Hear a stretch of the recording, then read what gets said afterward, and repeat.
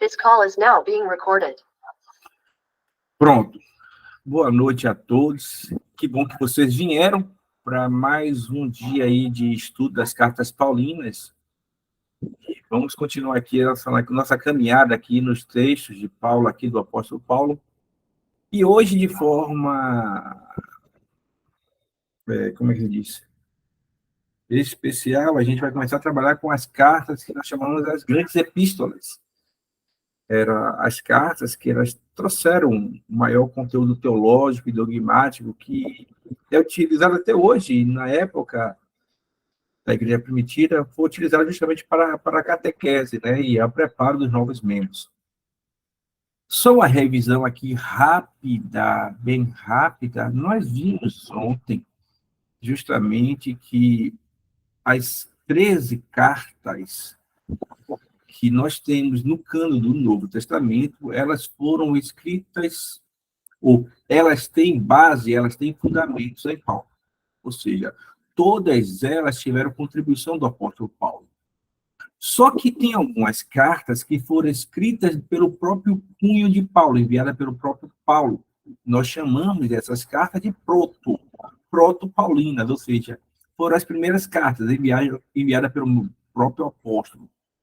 Algumas outras cartas não foram escritas de punho próprio, foram ditadas pelo apóstolo e escribas e discípulos, eles escreveram aquilo que foi ditado pelo apóstolo. Essas cartas a gente chama de deuteropaulinas. E as cartas pastorais, que são cartas pessoais, cartas que foram destinadas às pessoas específicas, alguns autores utilizam o termo de tritopaulinas.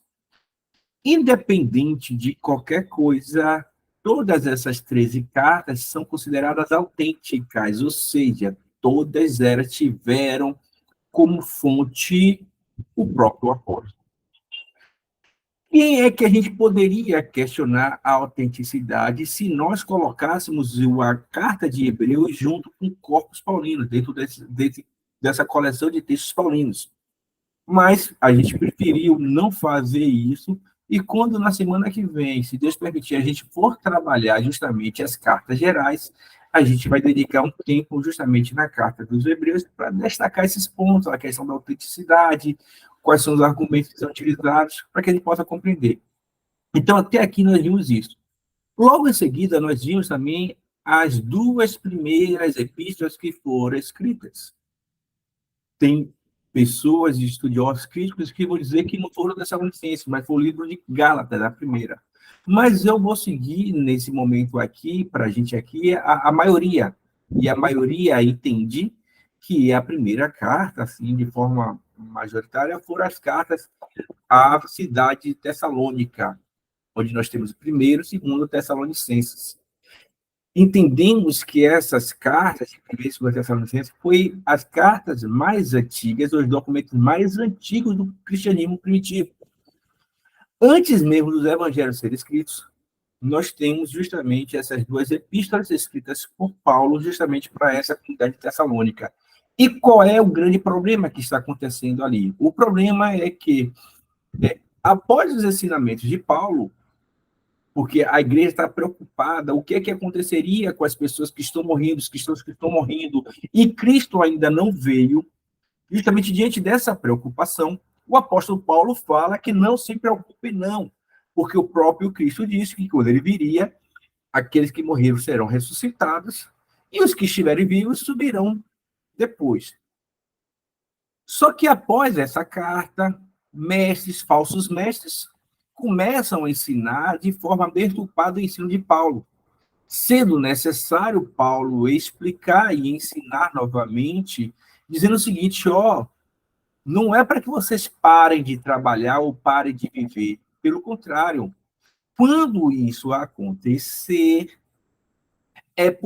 antes disso acontecer, outros eventos virão, vai vir eventos que vai direcionar e vai mostrar que está chegando perto do fim. E aí Paulo apresenta justamente que haverá uma pessoa que vai criar uma situação, eventos vão acontecer justamente para sinalizar. Vimos que, a princípio, algumas pessoas vão dizer que existe uma contradição entre a primeira e a segunda carta, mas nós vimos que não existe contradição, porque, na perspectiva da literatura apocalíptica, o que está acontecendo ali é um complemento. Paulo está complementando justamente aquilo que ele falou na primeira carta. Então, a segunda carta traz um complemento, ou seja, Cristo, ele vai vir para levar os cristãos, os que morreram primeiro, os que estão vivos, mas é necessário que você continue atento, alerta, vigilante, porque não se sabe o momento que ele vai vir. Mas não se preocupe que vai ter alguns sinais que vai sinalizar que isso está acontecendo, para evitar pessoas aparecendo dizendo que o dia de Cristo já chegou, como a gente vê e aconteceu no ano 2000 e anos posteriores, algumas religiões que declararam a vinda de Cristo, inclusive tem algumas ainda existentes hoje no Brasil, que pregaram essa profecia antigamente, que já tinha chegado o dia do Senhor, e até hoje isso não aconteceu. Então, existe até uma seita que fala que Cristo já veio e ele está na América do Sul. Então, se depois vocês pesquisam aí, você vai ver que existe uma seita que defende que Cristo já veio, ele já está, mas está lá na América do Sul. Então, ainda não se revelou por completo, que foge totalmente daquilo que a gente tem pela revelação do próprio Cristo e pela revelação lá em Apocalipse. Então, foi isso que nós vimos ontem. E hoje, a gente justamente vai trabalhar as grandes epístolas, ou as grandes cartas.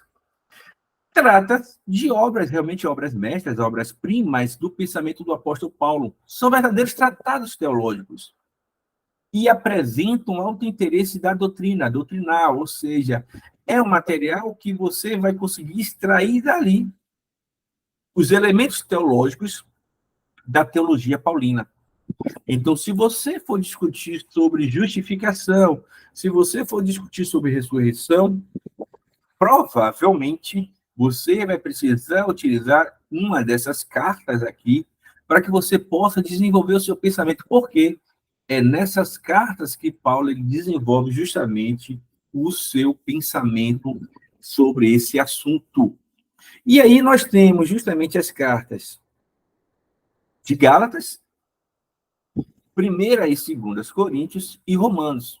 Essas 4 cartas aqui são justamente que nós chamamos as grandes epístolas, as primeiras cartas, as grandes cartas. E aí, quando você vai ver justamente na sua Bíblia, aí você começa a compreender justamente que logo depois de Atos dos Apóstolos, você vai encontrar Romanos, Coríntios e Gálatas. Não é por acaso, justamente isso se dá, porque na hora da arrumação do Cânon do Novo Testamento, entende-se que essas cartas deveriam ser arrumadas assim, justamente pelo seu valor doutrinário, e era interessante que os novos convertidos começassem justamente a ler por elas. E a gente vai ver justamente o Tratado de Romanos, e é por isso que Romanos é o primeiro na arrumação da carta de Paulo, das cartas paulinas, justamente pelo seu grande valor teológico e da forma que o próprio Paulo arrumou essa carta para apresentar para os cristãos e a comunidade que está ali em Roma. Até aí, alguma pergunta? Tudo tranquilo? Prossigamos, então. Vamos caminhar nesse sentido. E aí, a primeira carta que nós vamos estudar é justamente a carta de Gálatas. É a carta que foi escrita justamente para a região da Galácia. Lá no século 3 a.C., você tinha um povo ali guerreiro que se estabeleceu ali. E depois esse povo ele foi conquistado pelos romanos. E aí você tem justamente uma comunidade que surge diante nessa região aí.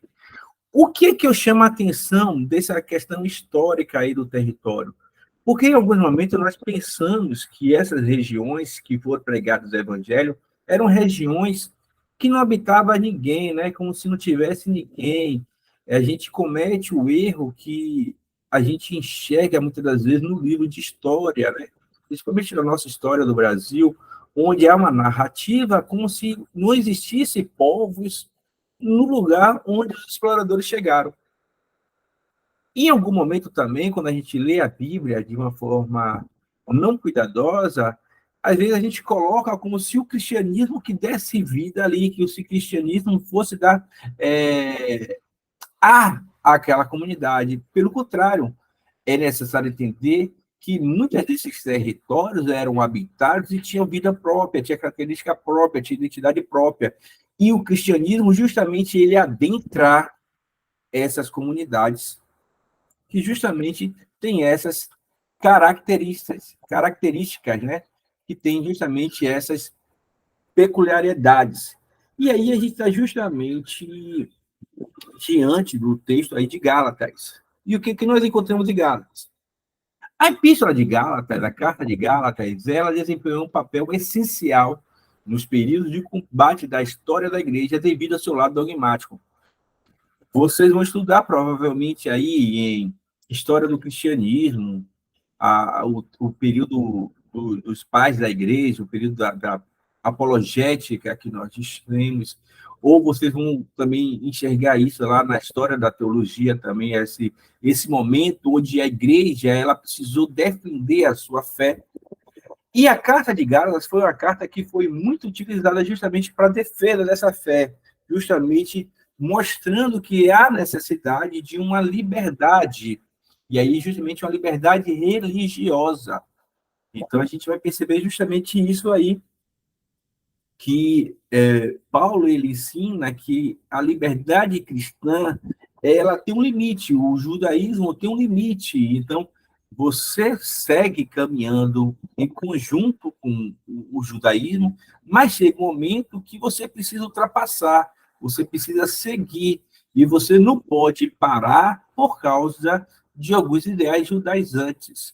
O que me chama a atenção hoje, com todo respeito para quem admira e pratica, a gente entendendo a briga, né, a disputa, a guerra que foi dos primeiros cristãos romperem o laço com a religião judaica, eu tenho um pouco de dificuldade de aceitar essa implementação desses cultos hoje em dia. Eu tenho uma dificuldade, então vou pedir aos irmãos que me perdoem essa minha ignorância nesse sentido, porque quando a gente percebe que durante o primeiro momento a gente brigou para que a gente pudesse caminhar sem essas marcas, sem esses limites do judaísmo, eu não consigo entender hoje pessoas que estão querendo resgatar essas marcas que no passado para a gente foi prejudicial, né? Eu não sei, talvez seja uma ignorância da minha parte, pode ser, mas é algo que eu fico refletindo e quero entender como é que isso funciona realmente. Dentro da minha limitação, eu queria entender, mas justamente por esse cenário, né? Que justamente aí a, a igreja primitiva passou, enquanto os doutores da lei, os cristãos judaizantes, eles queriam forçar que os pagãos eles se submetessem justamente à lei mosaica. Aquilo que era exclusivo daquele povo, né? Era uma identidade nacional, era uma marca de identidade de um povo. Agora, eles querem aplicar isso para todos os cristãos convertidos, que nesse momento diverge, porque, como Jesus Cristo falou, o evangelho não é um território, o evangelho não é terreno, não é aqui, é algo espiritual, é algo que transcende a nacionalidade. Então, é diante desse cenário aí que a gente vai encontrar o livro, a Epístola de Graça, desculpa, de Gálatas. O tema principal da epístola justamente trata das relações entre a lei e a graça, entre obras e a fé no ato redentor de Jesus Cristo. Nessa epístola, o pensamento paulino ainda se acha em sua fase de elaboração, ou seja, essa primeira carta, a carta de Gálatas, ela ainda não tem um pensamento teológico paulino assim maduro. Paulo ainda está trabalhando. Uma outra coisa que eu preciso destacar aqui com vocês é justamente essa compreensão que nós precisamos ter. A teologia em si, como eu já falei aqui com vocês antes, ela é progressiva. É um caminhar, é um desenvolver. Você vai vivendo e você vai aprendendo de forma gradativa. Lembre-se que Paulo, ele teve uma experiência em Damasco, né? A mudança, e a partir daí ele começa a caminhar com esse Deus, com esse Jesus. E é claro, como qualquer um de nós, ele vai aprendendo isso de forma paulatina. Então, a gente vai entender que Paulo ele começa a escrever de uma forma, com uma compreensão, com alguns conceitos, e futuramente ele vai mudar. Por que muda? Porque no decorrer da caminhada, diante das situações que ele vivencia e ele pensa, provavelmente ele vai mudar sua forma de pensar acerca de alguns assuntos. Então, nesse primeiro momento aqui, a gente tem um livro de Gálatas, onde ele está ainda justamente elaborando, né, os seus conceitos, as suas ideias, a sua forma de ensinar. Para quem é professor aqui presente, às vezes a gente faz isso, né? A gente dá uma aula, ensina e percebe que da forma que a gente passou não ficou muito claro, o aluno não entendeu. Aí você muda de exemplo, você muda de abordagem, você muda a ordem da aula, a ordem dos assuntos, com que objetivo? Para que você possa fazer com que o seu público ali te entenda e compreenda de uma forma melhor. É a mesma coisa, Paulo. Então, a gente não pode pensar diferente. E outra coisa, aí é uma questão da proposta, da inspiração dos autógrafos, né? Dos autores sacros. Quando a gente entende sobre a inspiração, esses autores, esses escritores sacros, os agiógrafos, eles tinham justamente a, a liberdade de usar o seu conhecimento intelectual para escrever aquilo que Deus estava passando para eles. Então, perceba que até na elaboração de conceitos e ideias faz parte justamente desse processo de inspiração. E o que motivou? Qual é a motivação de Paulo escrever a Carta de Gálatas? Primeiro, o objetivo da carta justamente é porque Paulo está sendo atacado. Paulo está sendo justamente atacado, primeiramente pela questão do seu apostolado, né? É justamente pela questão do seu título de apóstolo, e depois pelos seus ensinamentos, porque ele está dizendo de forma muito clara que não tem necessidade de você voltar a praticar práticas, né? Atos e rituais judaicos. Então, diante desse cenário aí, é que Paulo ele começa a ensinar. E eu queria que algum de vocês aí lesse para mim primeiras Gálatas, versículo 6. Gálatas 1, versículo 6.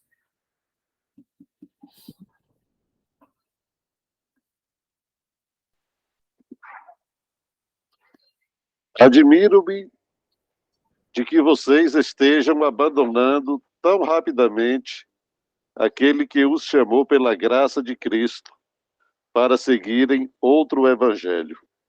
Perceba que o que Paulo está chamando a atenção é que é justamente o seguinte: parceiros, filhinhos, vocês aprenderam que o evangelho é graça, que o preço, aquilo que eu experimentei em Damasco, ali no caminho de Damasco, na estrada de Damasco, foi o que eu ensinei para vocês. Ele simplesmente morreu por nós. E agora vocês estão querendo desvirtuar essa graça, colocando peso, anulando justamente o sacrifício.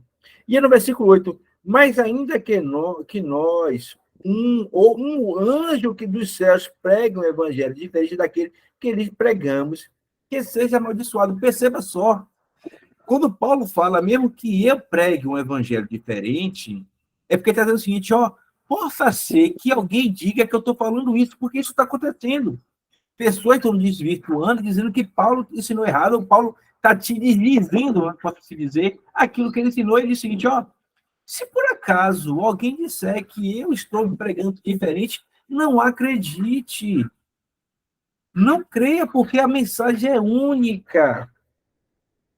Aí vai lá para o versículo 1 do capítulo 3. Ó Gálatas insensatos, ó insensatos Gálatas, quem os enfeitiçou? Não foi diante dos seus olhos que Jesus Cristo foi exposto como crucificado? Gostaria de saber apenas uma coisa. Foi pela prática da lei que vocês receberam o Espírito ou pela fé naquilo que ouviram? Será que vocês são tão insensatos que, tendo começado pelo Espírito, querem agora se aperfeiçoar pelo esforço próprio? Será que foi inútil sofrer tantas coisas? Se é que foi inútil aquele que lhes dá o seu Espírito e opera milagres entre vocês, realiza essas coisas pela prática da lei ou pela fé com a qual receberam a palavra? Perceba que o que Paulo está chamando a atenção é que as pessoas estão transformando o ato da fé, né, do ouvir e crer, na prática. Coisa que hoje em dia acontece também.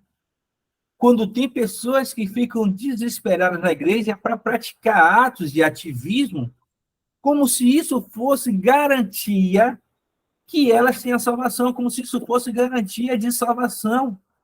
E que eu sempre digo, ativismo não é garantia de salvação. Porque as pessoas acham que praticando, a gente vai evangelizar 3 horas, a gente vai evangelizar. Não, não é isso, não. Você deve evangelizar como resultado da palavra que você ouviu e trouxe transformação. Mas você não pode utilizar desse expediente com garantia para aquilo, ou garantia para a sua salvação.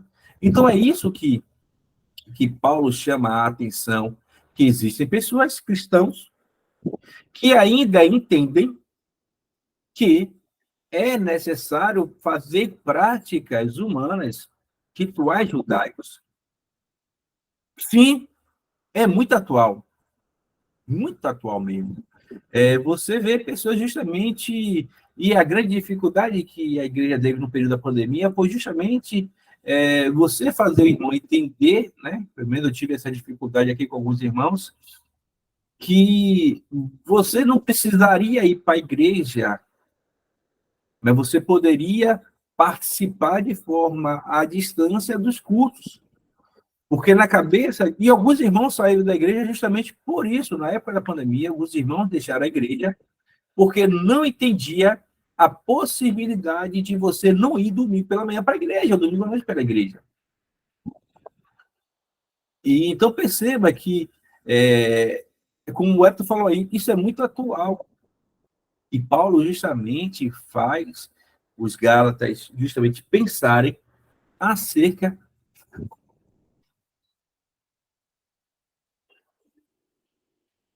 Beleza, correto, a gente faz porque, não para quê. Então a gente precisa fazer, eu faço porque eu fui alcançado, lembra do caminho damasco? Eu caí na real, que eu que deveria morrer, e não foi eu que morri, quem morreu por mim foi Jesus, para que eu tivesse uma novidade, uma nova vida, e justamente porque eu tenho agora essa nova vida, e eu vou viver justamente aproveitando o máximo essa segunda oportunidade que eu tenho. E aí, geralmente, comenta o seguinte, deixa eu ver aqui, completo, Antônio. Fazemos por quê, não para quê, para ser. Gostei. O interessante, perceba, não sei se vocês tiveram a oportunidade de acompanhar pessoas que passaram, nesse período da Covid, né, que ficaram entubados, ficaram na UTI. E aí, quando retornaram, né, passaram uns dias na UTI, quando retornaram, você vê que as pessoas mudaram a forma de pensar, a forma de cuidar, a forma de se relacionar. Muitos entenderam que era uma segunda chance e deveria aproveitar da melhor forma possível.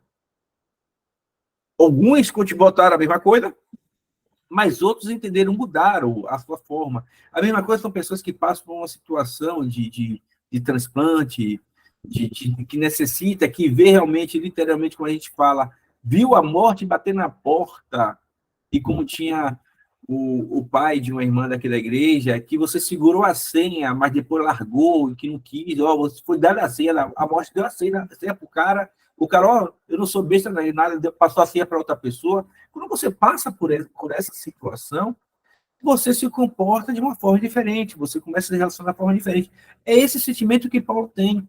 Ele entendeu que ele deveria morrer por causa dos pecados, mas Cristo deu uma segunda chance para ele, e a partir de agora ele vai viver essa segunda chance. E vai passar essa novidade desse viver diferente, dessa mudança de vida, uma mudança para a vida, para a maior número de pessoas possíveis.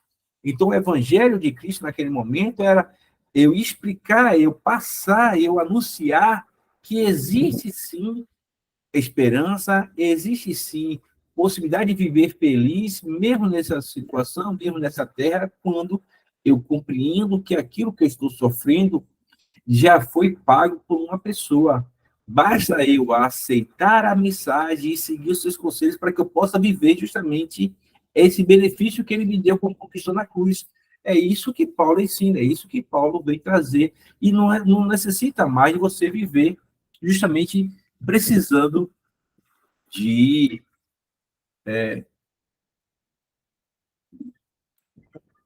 de práticas antigas.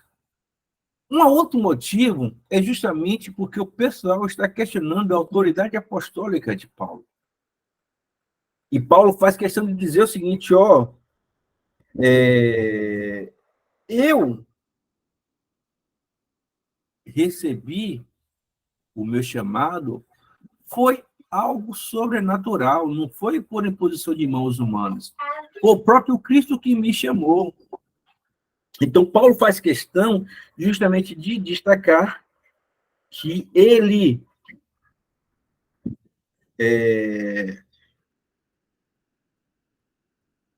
tá vendo aqui? Ele foi justamente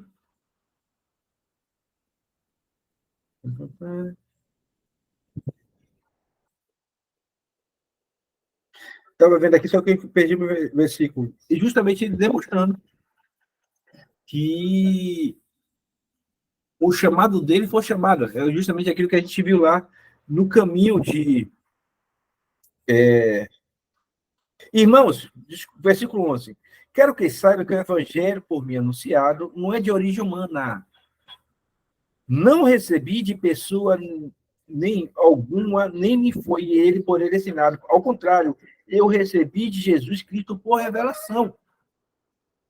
Vocês ouviram qual foi meu procedimento no judaísmo? Ele era fariseu, né? Como perseguia com violência a igreja de Deus, procurando destruí-la. No judaísmo, eu superava a maioria dos judeus da minha idade e era extremamente zeloso das tradições dos meus antepassados. Mas Deus me separou desde o ventre materno e me chamou por sua graça, quando lhe agradou revelar o seu Filho em mim, para que eu anunciasse entre os gentios. Não consultei pessoa alguma. Tampouco subi a Jerusalém para ver o que já eram apóstolos antes de mim. Mas, de imediato, parti para a Arábia e voltei outra vez a Damasco. Depois de 3 anos, subi a Jerusalém para conhecer Pedro pessoalmente. E estive com ele 15 dias. Não vi nenhum dos outros apóstolos, a não ser Tiago, irmão do Senhor. Quando eu lhe escrevo, afirmo diante de Deus que não minto.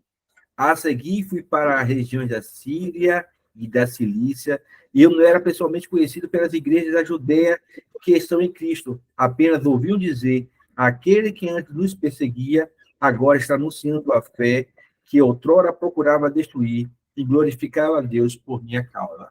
É justamente, Paulo faz questão de trazer esse testemunho para afirmar quem é ele. Ó, não foi ninguém que me chamou, não. O que eu falo, eu não aprendi dos apóstolos, não. E é que a questão, eu recebi direto da fonte, não foi de terceiros. E aí, justamente, essa autenticação aqui, essa apresentação de credencial, é porque tem pessoas que estão justamente questionando a autoridade apostólica.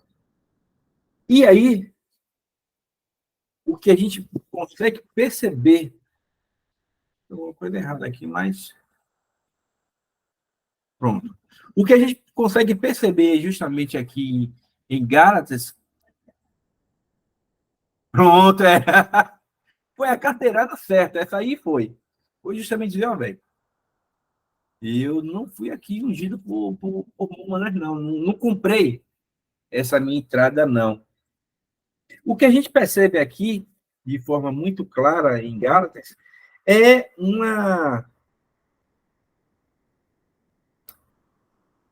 um cristianismo maduro, onde Paulo ele começa justamente a mostrar que o cristianismo ele deve viver de uma forma independente. Eu queria que alguém abrisse essa Bíblia aí em Gálatas 3, versículo 3 e 4, por favor. Gálatas 3, 3 e 4.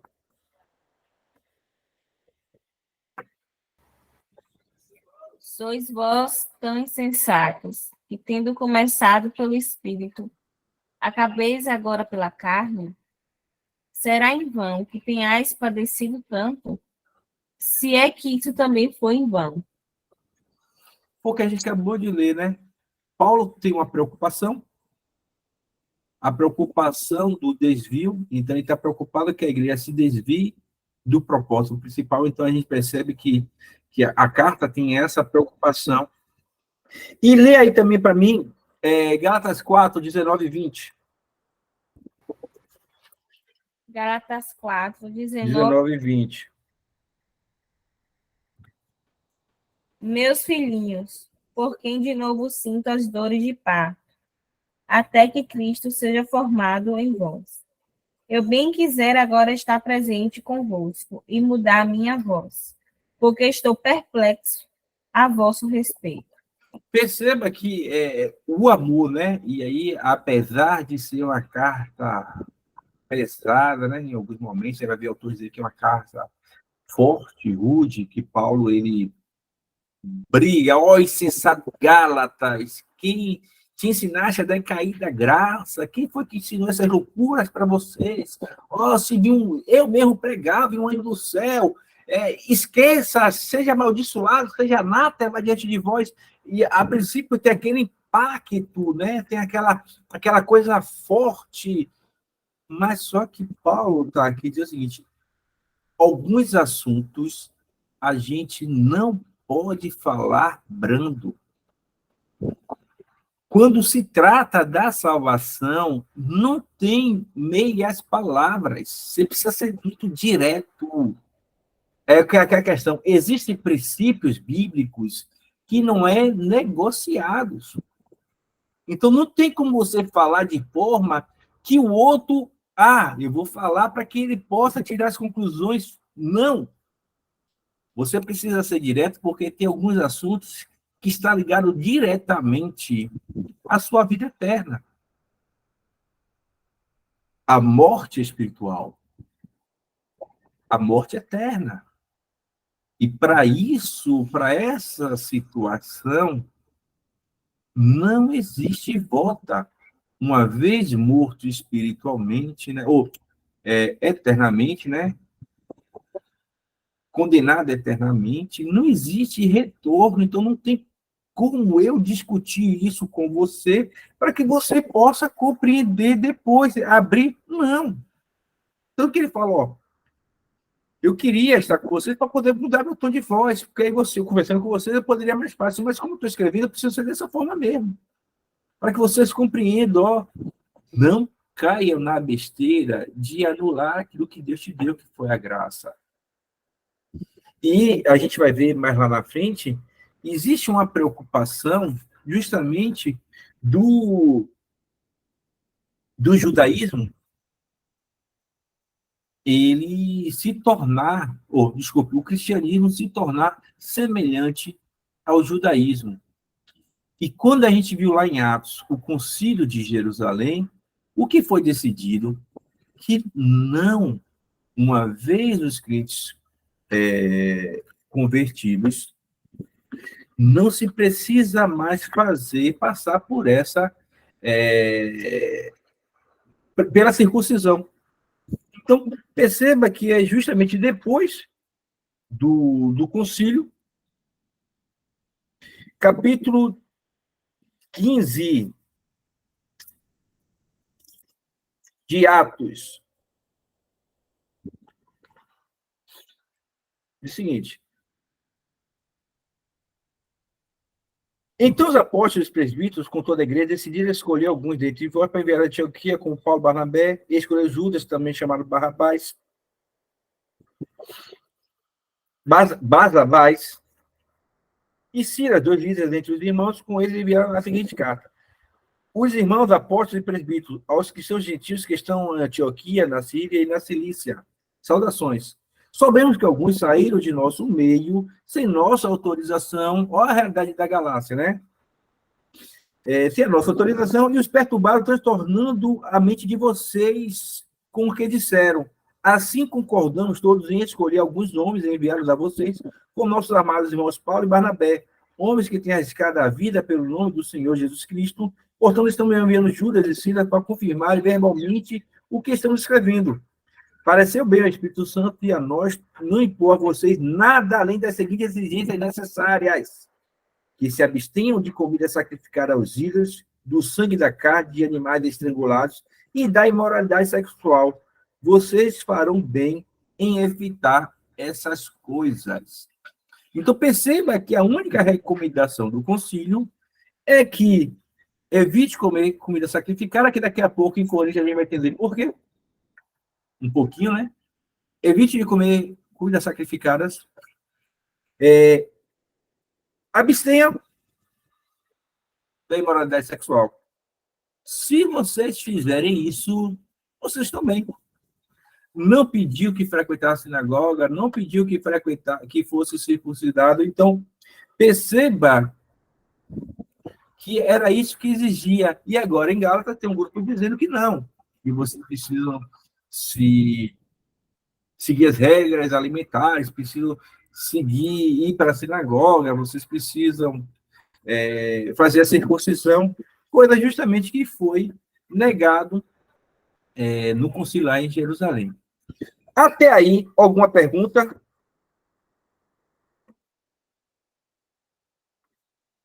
Tudo tranquilo?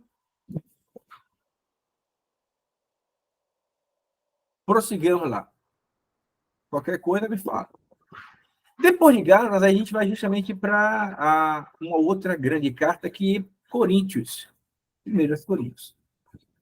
E em 1 Coríntios, a gente vai justamente ver algumas características justamente dessa localidade aí, dessa cidade. Corinto era uma capital grega na região da Acaia e era uma cidade de grande diversidade cultural e religiosa. Tinha muita religião e muita cultura. Além disso, era um grande polo econômico e político daquela região.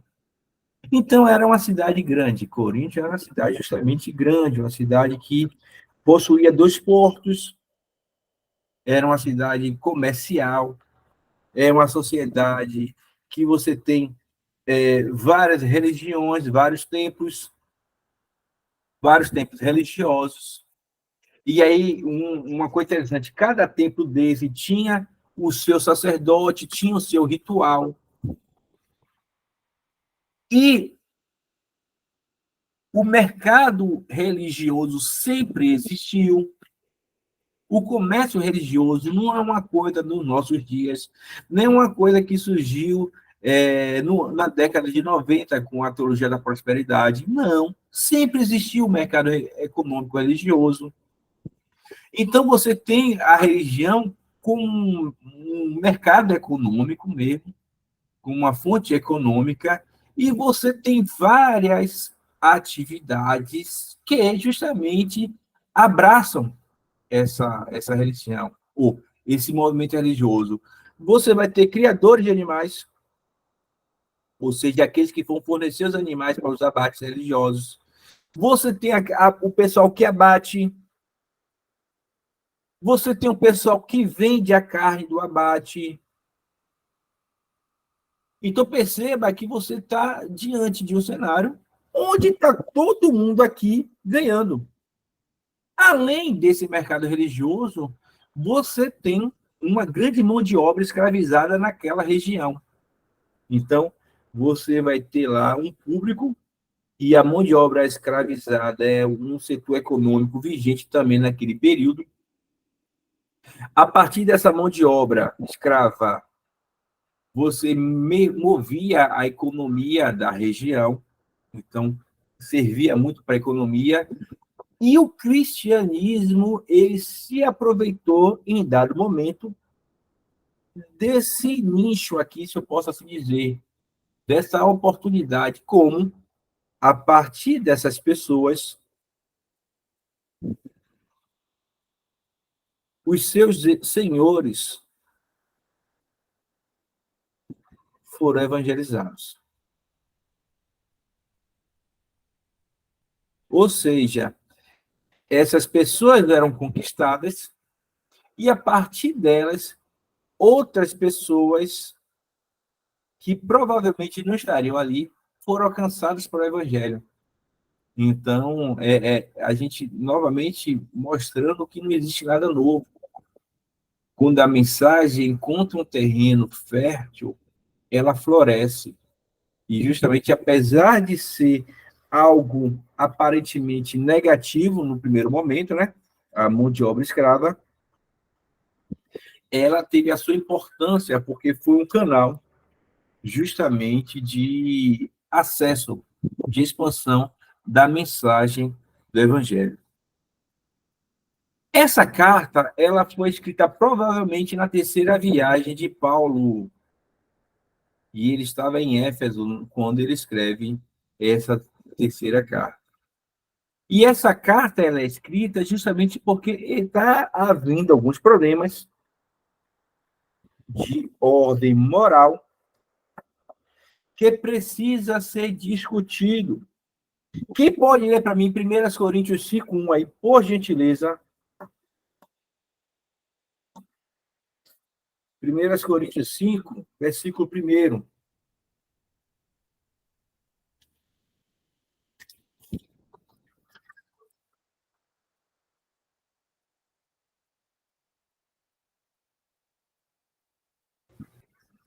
Geralmente se ouve que há entre vós fornicação, e fornicação tal que nem ainda entre os gentios se nomeia, como é haver quem possua a mulher de seu pai.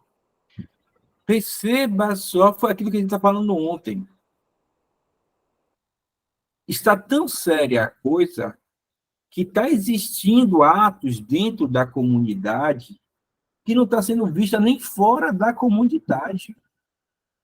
Em uma linguagem bastante nossa, está tendo pecado dentro da igreja que a gente não enxerga nem no mundo, nem nas trevas. Perceba qual é a realidade que Paulo está escrevendo. Então, Paulo está escrevendo, e aí a questão, ele destaca qual o problema que está acontecendo. O problema que está acontecendo é que tem um cara que está dormindo com a mulher do seu pai. E vocês estão orgulhosos. Não deviam, porém, estar cheios de tristeza e expulsados da comunhão aquele que fez isso. A onda está tão séria que eles estão felizes com aquilo que está acontecendo, que, na verdade, deveria expulsar. Mas não. Então, perceba que é essa a realidade que está acontecendo. Um dos problemas, né? Um dos problemas que está acontecendo é justamente a imoralidade que está acontecendo dentro da igreja. Então, você vai ver. E aí, a gente vai entender justamente o versículo 12 do capítulo 6. Quem pode ler para mim?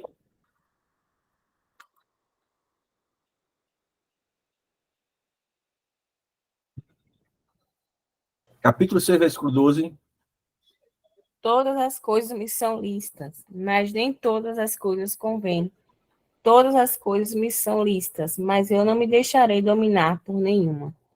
Perceba que a gente começa a entender que o que está se tratando aqui são de coisas que aparentemente para a sociedade é algo muito natural, muito normal, não está trazendo escândalo nenhum para a comunidade, mas para aqueles que forem impactados pela mensagem do Evangelho, para aqueles que são livres em Cristo, não cabe. E aí a gente vai ter a discussão de liberdade. O que é liberdade?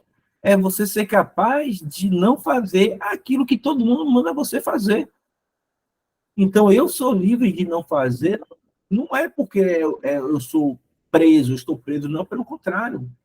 Eu tenho a liberdade de dizer que eu não vou fazer, apesar de todo mundo estar fazendo. Então, Paulo começa a trazer isso diante daquilo que está acontecendo justamente ali naquela comunidade. Uma observação interessante é que, provavelmente, essa primeira carta, a primeira carta de Coríntios, não necessariamente é a primeira, mas provavelmente é a segunda carta. Porque teve uma carta, e aí você vai ver pessoas falando que foram de 4 cartas escritas para Coríntios, 2 foram extraviadas. E quando você lê lá no versículo 5, versículo 9, é o seguinte, Paulo diz o seguinte: já lhe disse por carta que vocês não devem associar com pessoas imorais. Então, faz uma referência justamente a que antes dessa carta, houve uma outra carta onde Paulo chama novamente a igreja a não se associar com pessoas imorais, porque isso não é bom para a imagem de Cristo.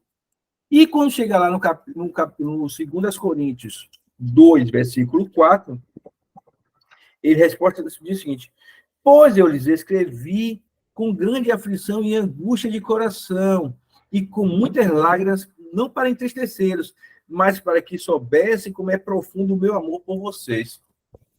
E aí você vai ver alguns estudiosos sinalizando o seguinte, provavelmente ele não está falando da primeira carta, porque você não encontra na primeira carta essas lamentações, esse choro todo que Paulo ele mostra aqui que ele escreveu uma carta que escreveu com lágrimas, com tristeza. Não se percebe isso na primeira carta, quando você lê a primeira carta, você não percebe esse sentimento no texto. Então, provavelmente, Paulo esteja falando aqui nessa segunda carta aqui, que alguns dizem que seria uma quarta carta, desculpe, que essa carta aqui é isso mesmo, que essa carta aqui seria a quarta, então teria uma terceira carta que também foi perdida, onde ele desabafa, ele lamenta. Então, isso é só uma observação que você pode ler por aí, ver por aí. Então, o que a gente entende é que provavelmente algumas cartas de Paulo foram perdidas, e essa pergunta é uma pergunta que sempre acontece em uma escola bíblica dominical. Professor, quando está falando lá do cano do Novo Testamento, só tem esses livros no Novo Testamento, só existiam esses livros na época de Jesus, só esses livros aí que tem, e os outros? Não, outros tinham. O próprio texto aqui diz que provavelmente tinha mais 2 cartas de Paulo, mas aprove a Deus só colocar à disposição para a gente 27. Pronto. Então, não é que não tinha outras. Outras poderiam ter e poderiam ter sido extraviadas, como acontece aqui. A gente viu aqui 2 versículos, sinalizando que pelo menos uma, vou lá, que não bote 2, que eu bote só uma, pelo menos uma carta foi extraviada. Então, isso é justamente para que a gente possa entender e compreender o contexto daquilo que a gente está dizendo. Aí a gente tem uma outra questão, a comunidade. Qual era a comunidade de Coríntios? Abra aí para mim, 1 Coríntios 7, 21.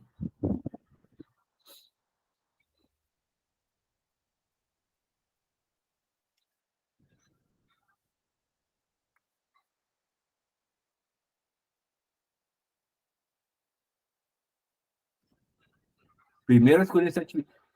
Tá todo mundo aí? Eu vou pedir para abrir a câmera, viu? Oi. Não, Vai. só tem... Ok, Natália. Pode falar. 7, 21. Versículo 21. Foste chamado sendo servo? Não te dê cuidado. E se ainda pode ser livre, aproveita a ocasião. Em outras traduções, tem assim: você foi chamado sendo escravo, ou seja, naquela comunidade de Coríntios, é formada por pessoas escravizadas. O evangelho alcançou pessoas escravizadas. E quando a gente vai no primeiro versículo, capítulo 1, versículo 26, diz o seguinte, ó: irmãos, pensem no que vocês eram quando foram chamados. Poucos eram sábios, segundo os padrões humanos. Poucos eram poderosos.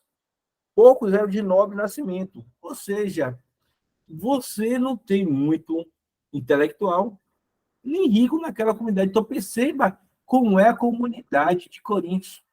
Comunidade formada por escravos, pessoas de baixo nível intelectual, pessoas com poucas posses. Não significa que só tem essas pessoas. Tem pessoas que são livres, tem pessoas que são intelectuais, tem pessoas que são ricas.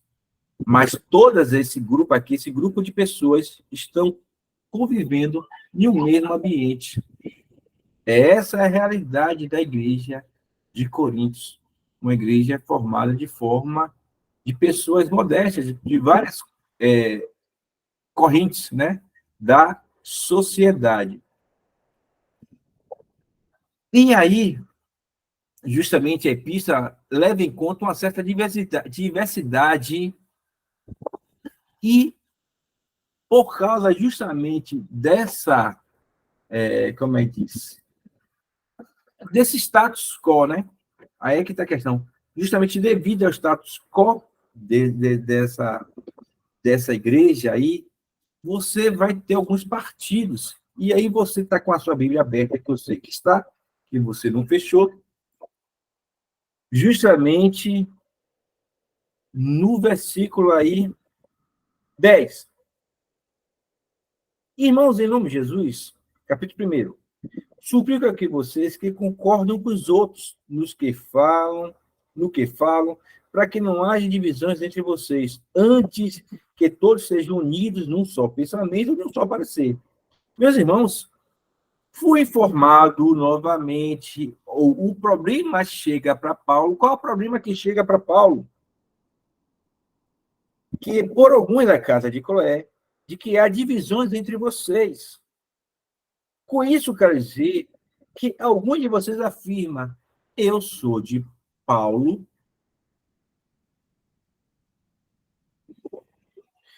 ou eu sou de Apolo, ou eu sou de Pedro, ou eu sou de Cristo.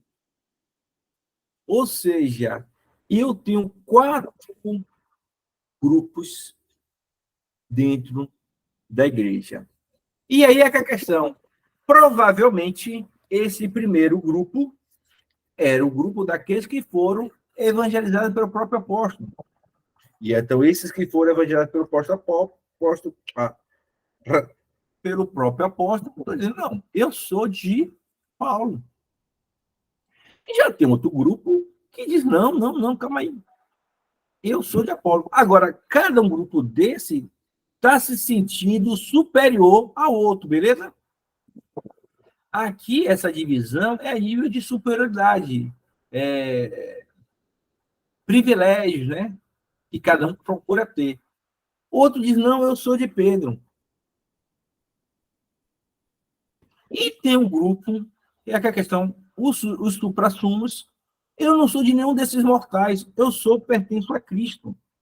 Mas toda essa divisão aqui é uma divisão em busca de privilégio. Eles estão buscando justamente reconhecimento. E a gente vai perceber isso de forma muito clara quando a gente vai ler lá as cartas, né? O desenvolvimento das cartas. Então, perceba que esse é um dos problemas que Paulo ele traz. E ele justamente procura tentar restabelecer essa unidade. Então, ele começa a apresentar questões para que possa restabelecer essa unidade. E aí, isso ele vai trabalhar justamente do capítulo 1 ao capítulo 4, justamente buscando as pessoas entenderem E aí no versículo 4 diz, portanto, que todos nos considerem como servos de Cristo e encarregados do ministério de Deus. O que se requer desses encarregados é que sejam fiéis. Pouco me importa ser julgado por vocês ou por qualquer tribunal humano. De fato, nem eu julgo a mim mesmo, embora em nada a minha consciência me acuse, nem por isso justifico a mim mesmo. O Senhor é que me julga. Então perceba que quem me julga é Deus, como a gente. Você faz alguma coisa errada, e aí para dizer que é santo, quem me julga é Deus. Tem todo um contexto para que esse versículo entre. E aí a gente vai encontrar justamente essa discussão, esse resolver do problema nos capítulos 1 e 4. Nos capítulos 5 e 6, a gente vai ver justamente Paulo falando de questões de orientação sexual mesmo.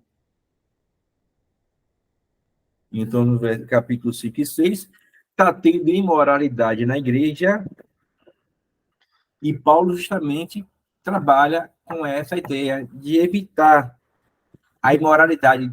Tudo é permitido dentro do conceito de imoralidade, mas nem tudo convém.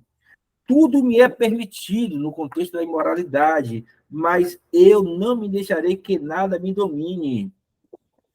Os alimentos que foram feitos para o estômago e o estômago para o alimento, mas Deus destruirá ambos. O corpo, porém, não é para a imoralidade, mas para o Senhor, e o Senhor para o seu corpo.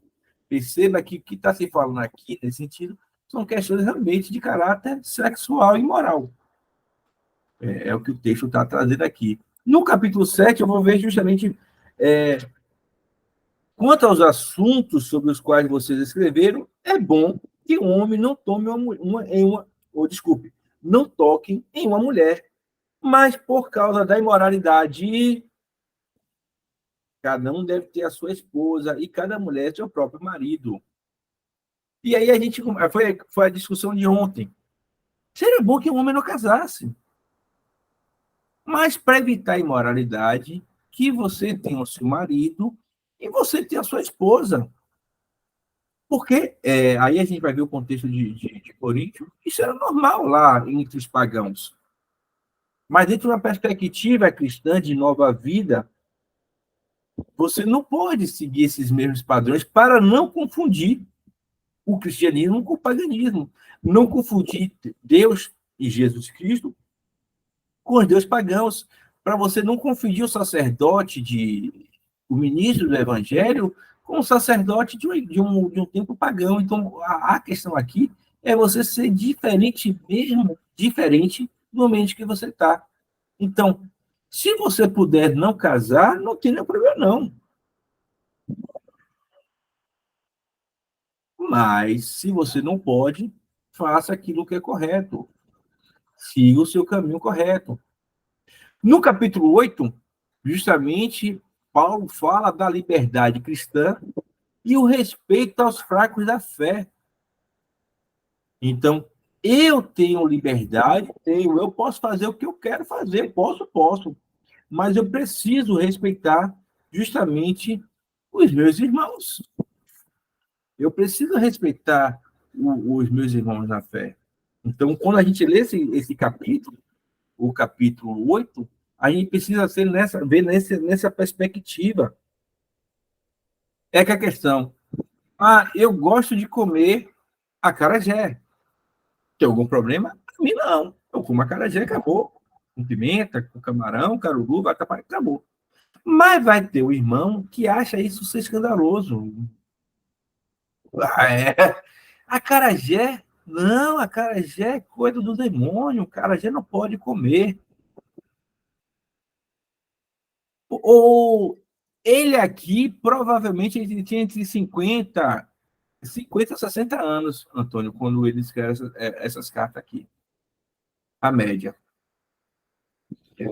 Porque supõe-se aqui que ele é do mesmo período de Cristo, nasceu alguns contemporâneos, vamos dizer assim, de Cristo. Então, quando ele chega aqui, ele deve estar com 57, 60 anos, mais ou menos, a idade dele. Diga, Antônio. Pastor, isso, por isso que eu perguntei logo para o senhor quantos anos mais ou menos ele tinha.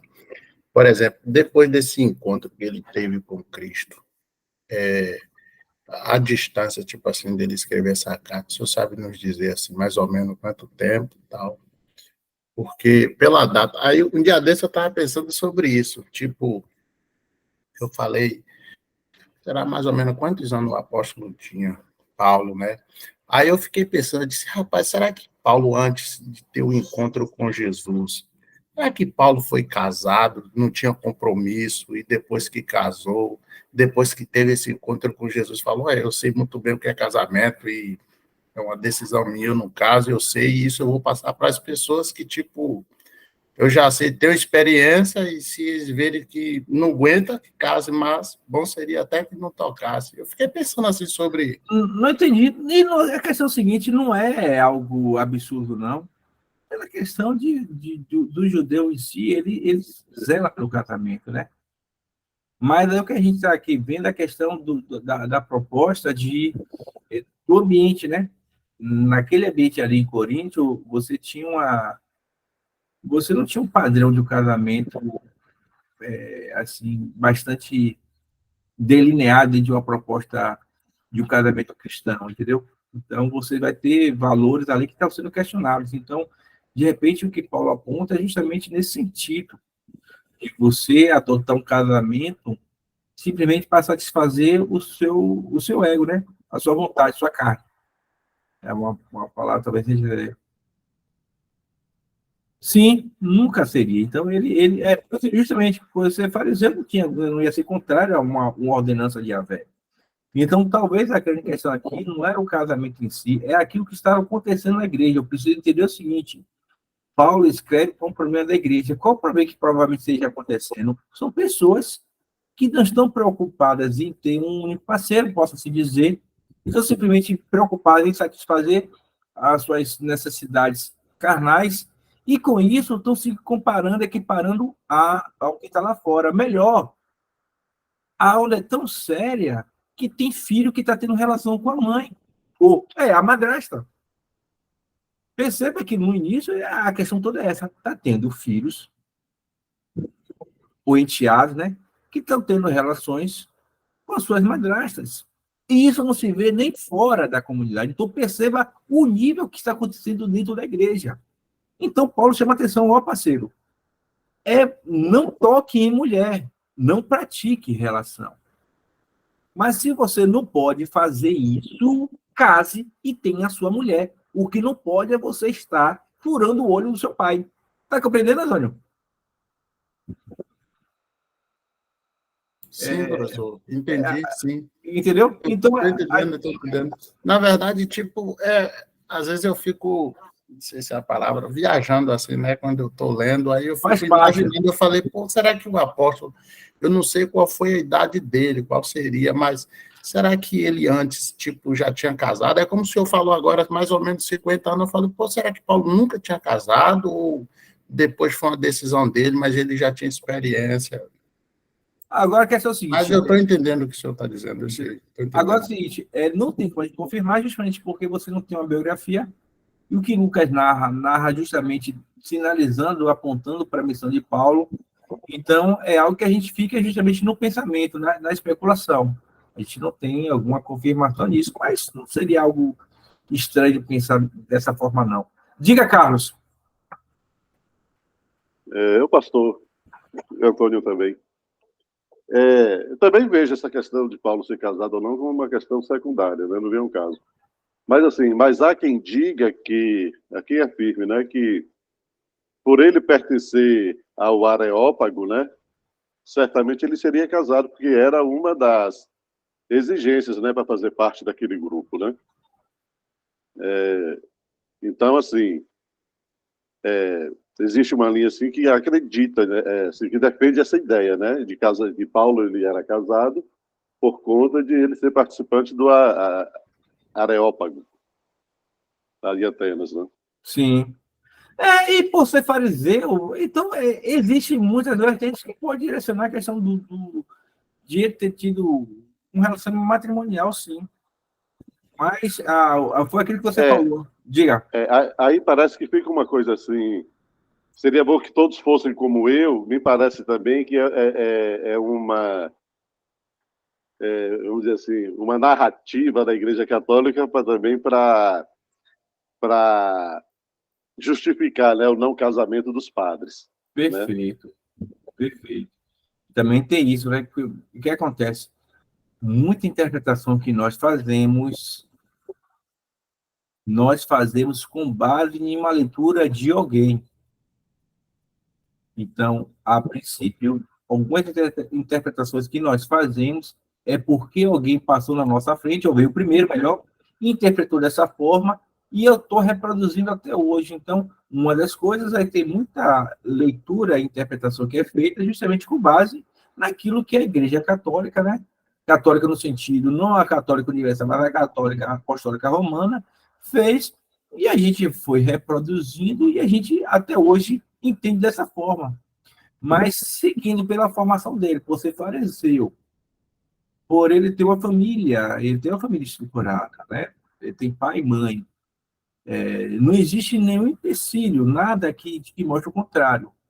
Então, ele pode ter sido realmente casado, pode ter falado de experiência própria, mas o que o texto quer chamar a atenção aqui não é em relação ao casamento no sentido não case. Ele diz o seguinte, a princípio, não fique cometendo fornicação. Foi o texto que a Natália leu. Eu gostei da fornicação, que é a nossa linguagem de crente. Não continue praticando fornicação.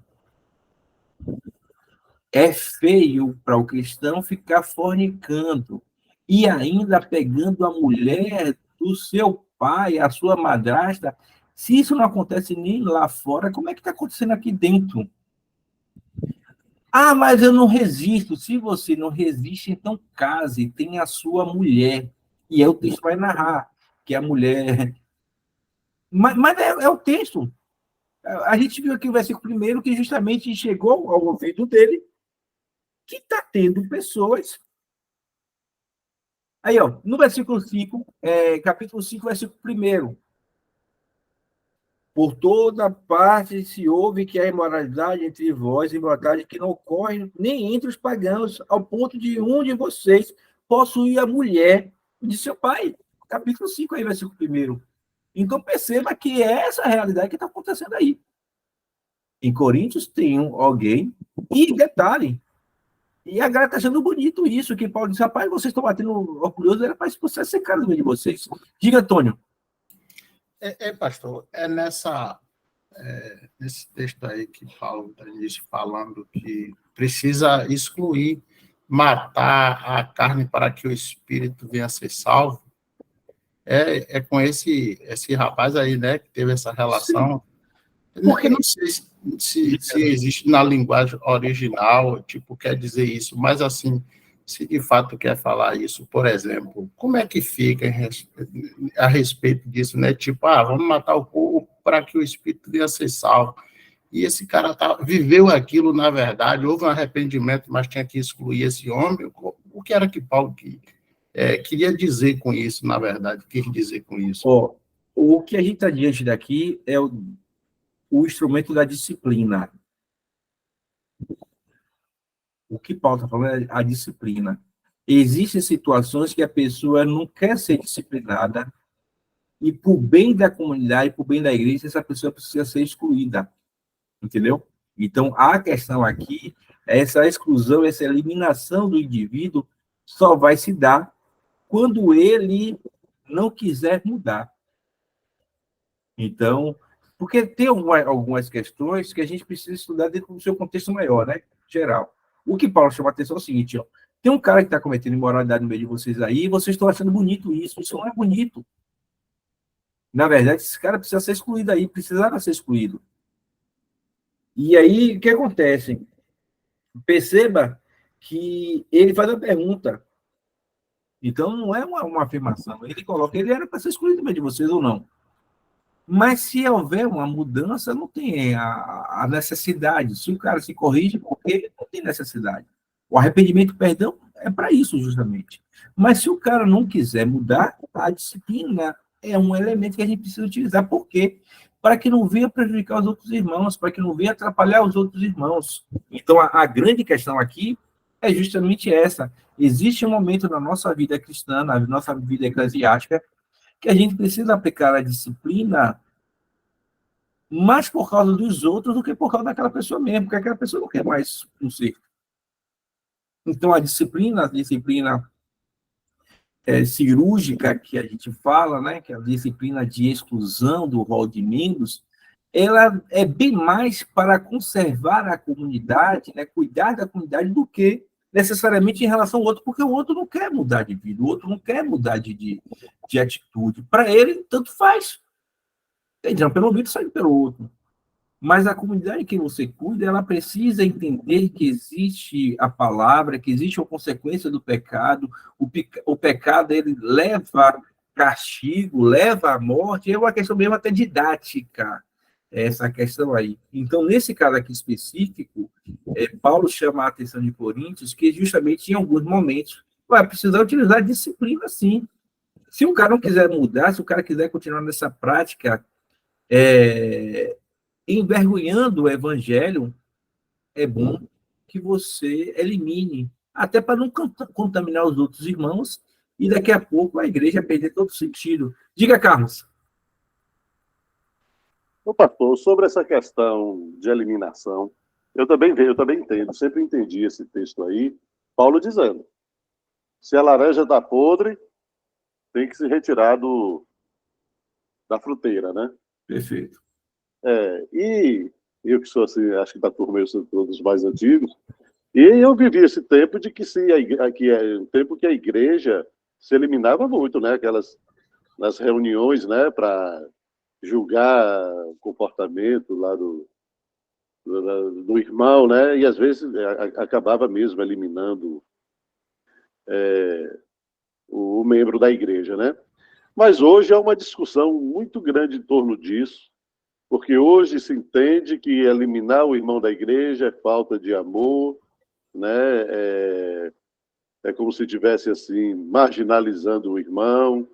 Então, assim, muda, e a gente não vê mais realmente essa questão, essas reuniões, né? E até mesmo esse confronto mesmo com quando o irmão cai, né?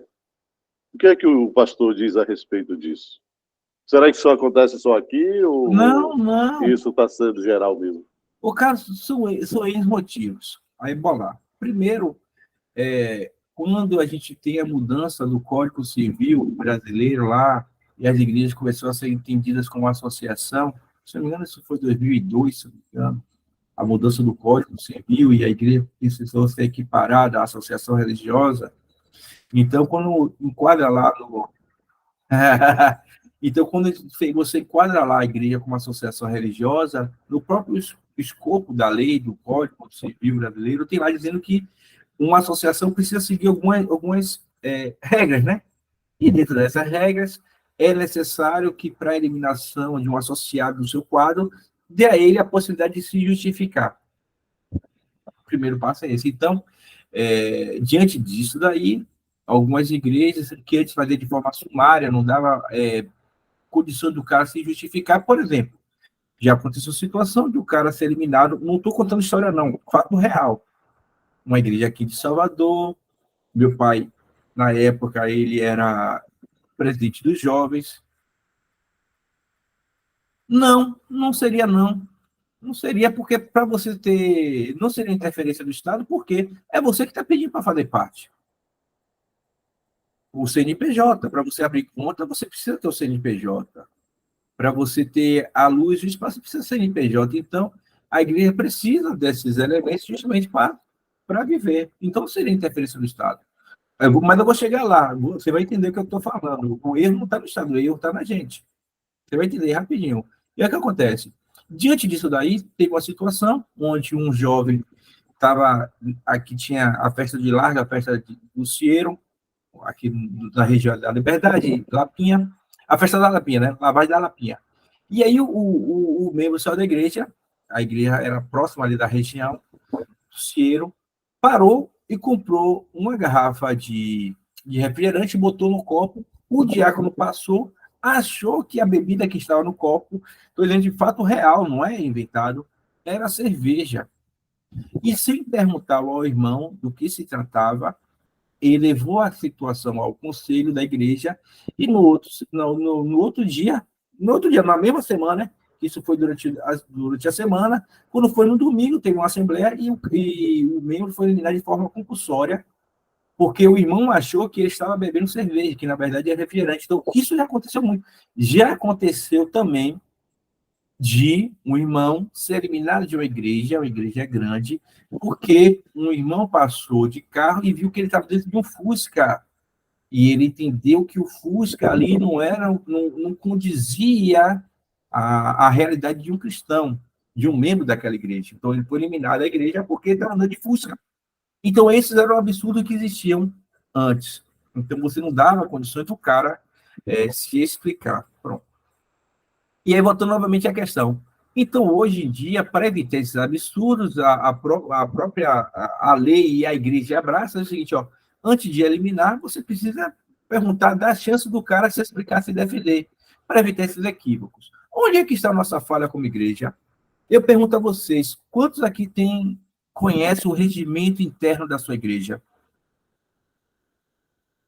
Quantos aqui já leram e conhecem o estatuto da sua igreja? Ou seja, você deve ter estatuto na sua igreja, porque justamente para você abrir uma conta bancária, para você fazer qualquer tipo de atividade dentro da igreja, você precisa de um estatuto da igreja. Mas regimento, muitas vezes você sabe que tem. É igual cabeça de bacalhau, né? Eu sei que tem, mas nunca vi. Então, todas essas questões internas são resolvidas dentro do regimento. E muitas vezes nós, como igreja, nós erramos como regimento.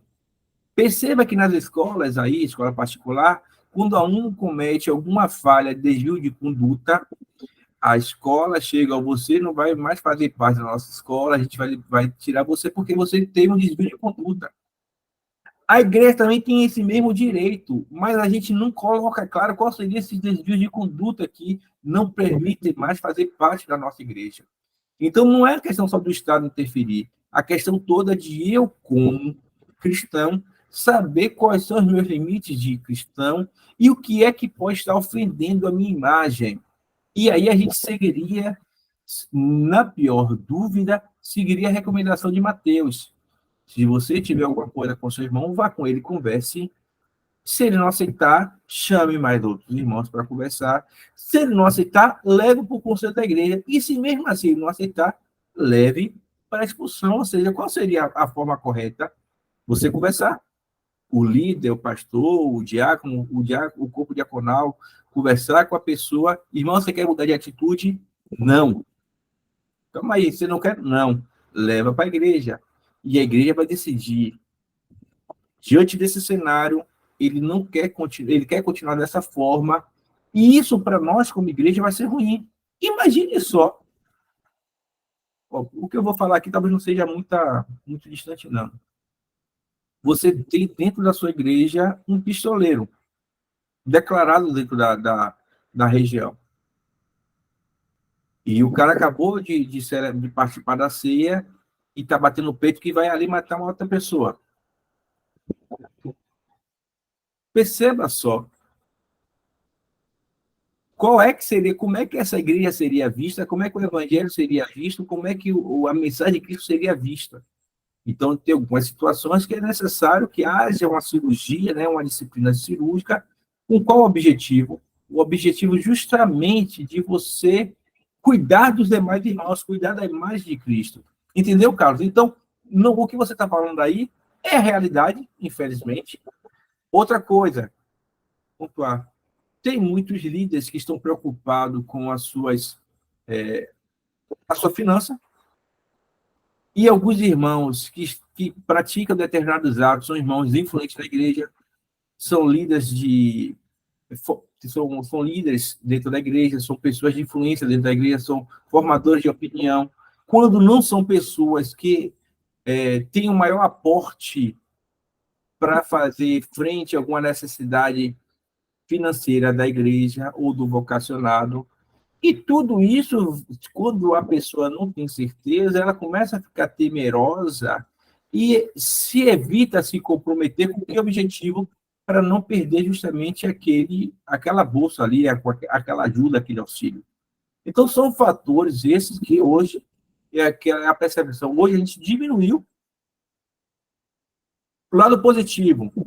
Diminuiu porque você agora não comete mais atos de injustiça, onde você vai botar o cara para fora simplesmente porque o cara está usando a camisa vermelha, ou porque o cara passou na frente da igreja de bermuda, carregando um saco de 50 quilos na cabeça de cimento. Ah, esse irmão passou na frente da igreja de bermuda, não, tem que eliminar. Então, você diminui esse tipo de atitude, mas, por outro lado, também, a diminuição é porque eu não me comprometo, eu não sei o que é que eu quero da minha igreja, eu não sei o que é que eu espero dos membros da igreja, eu não me preocupo com minha membresia, eu me preocupo muitas vezes mais com o meu bolso do que agir da forma que a Bíblia ensina, entendeu? Então, são essas questões também que ajudam, né? Essa diminuição aí, como assim, das nossas assembleias de movimentação de membro, onde a gente esteja lá eliminando membro porque está em pecado e não quer ter mudança de vida, não quer se consertar, não quer participar de uma melhoria, entendeu? Então, eu creio que esses são os fatores.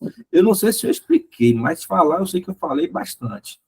Espero que tenha, pelo menos, ajudado em alguma coisa. Deu para ajudar, Carlos? Deu, pastor, deu. Tranquilo. Obrigado. Por nada. E aí a gente vai.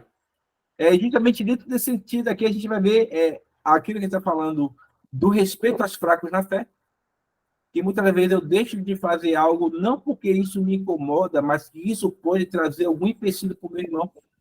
Então, foi aquilo que a gente está falando da acarajé. Eu gosto de comer acarajé, mas eu não vou comer acarajé porque em algum momento aquele irmão pode entender de forma errada e eu trazer um prejuízo para ele. Isso se chama altruísmo, amor altruísta, o amor que se preocupa com o outro.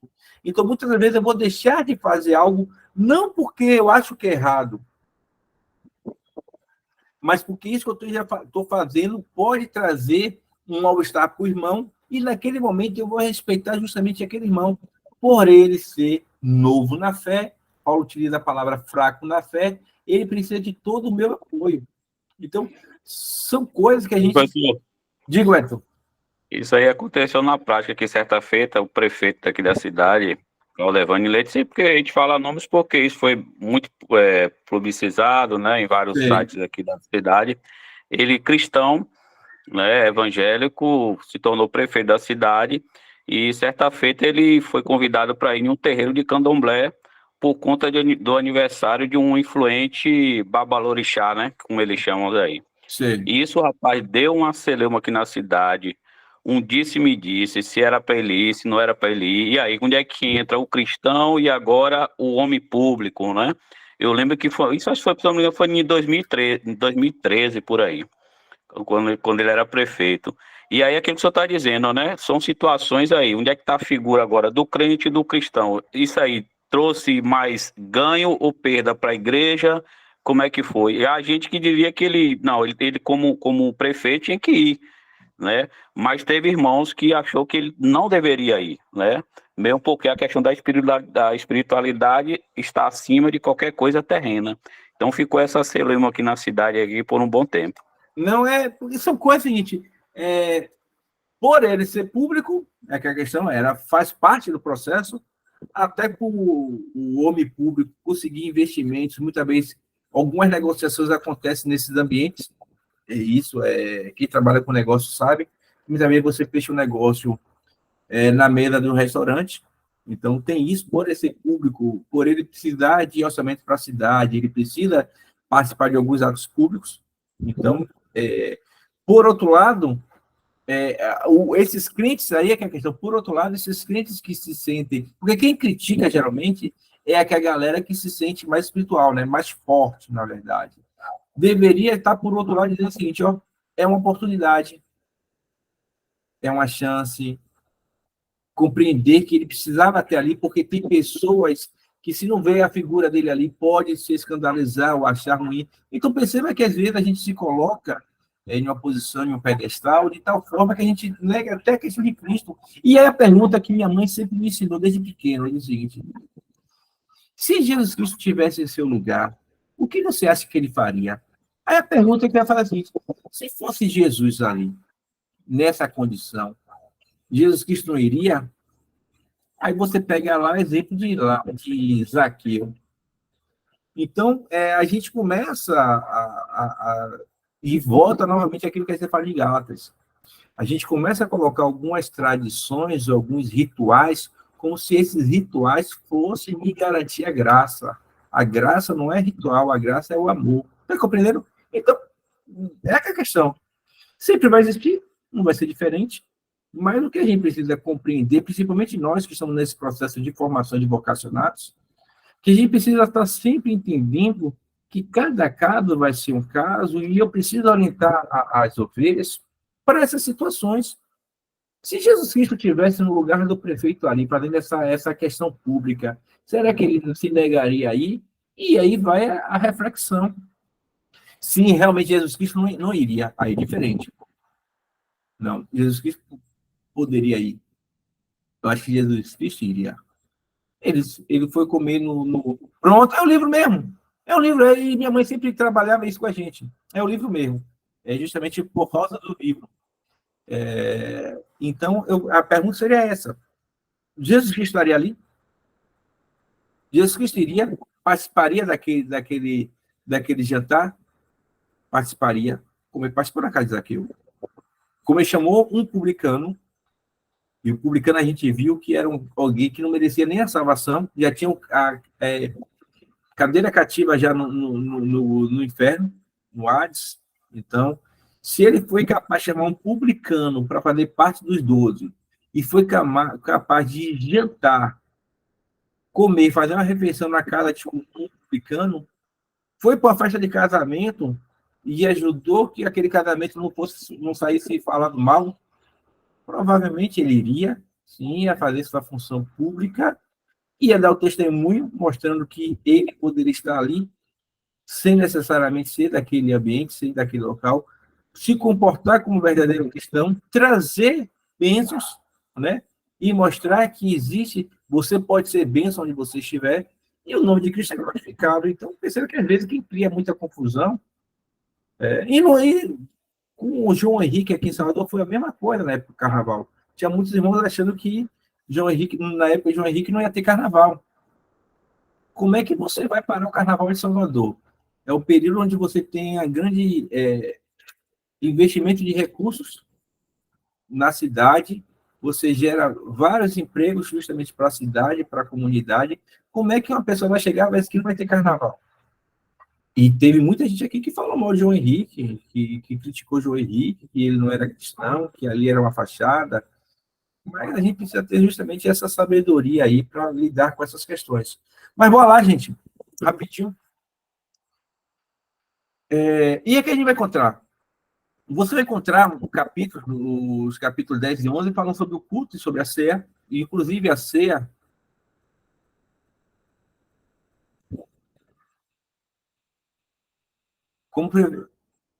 Não entendi, não, Carlão. Repita aí. Eu falei a ida do prefeito lá do terreno. Então, assim, como prefeito, ele vai, né, ele tem ganho político. Só não pode chegar lá e se converter. Pronto, ou negar as suas crenças, né? É isso que não pode. É porque, assim, como cristão, assim, talvez indo lá, também seria até também um testemunho também, né? Perfeito. Porque porque, assim, pastor, a gente quer que todos venham à nossa igreja, mas a gente não quer ir de ninguém, né? Essa questão, a gente sempre se acha o melhor e não quer justamente ir até eles. Então, ele pode ir, agora só não pode negar sua crença, né? Negar sua fé. Aí isso já seria algo realmente, mas sim ver, presenciar, abraçar, dar parabéns, abençoar, orar abençoando, acho que também não seria bom tom e um bom testemunho para o evangelho. E aí a gente vai encontrar justamente falando sobre os dons do Espírito Santo e o dom das línguas nos capítulos 12 a 14, sendo que no capítulo 13 a gente vai perceber que toda essa prática de dons ela deve estar baseada justamente no amor. E o versículo, capítulo 13 de Coríntios é muito lindo mesmo, não é, como eu disse, um jargão, não. Ele é lindo, porque aqui não adianta você ser o melhor pregador, o melhor professor, o melhor musicista. Não adianta você ser o melhor empresário, o melhor tudo. Se você não tiver e não fizer isso por amor, nada vale. Você pode ser o melhor do mundo. Se você não faz pensando no outro com amor, não adianta. E aí, para uma galera orgulhosa de ser, que é de Paulo, que é de Apolo, que é isso, que é tudo mais, se ele não pratica isso com amor, não tem valor nenhum. É a mensagem que nós encontramos justamente no capítulo 13. E no capítulo 15, a gente vai encontrar Paulo falando sobre a ressurreição, primeiramente de Cristo, e depois da ressurreição dos cristãos. E aí ele traz uma novidade, que essa ressurreição não é a ressurreição da carne, mas de um corpo espiritual. Justamente até para tranquilizar algumas questões, né?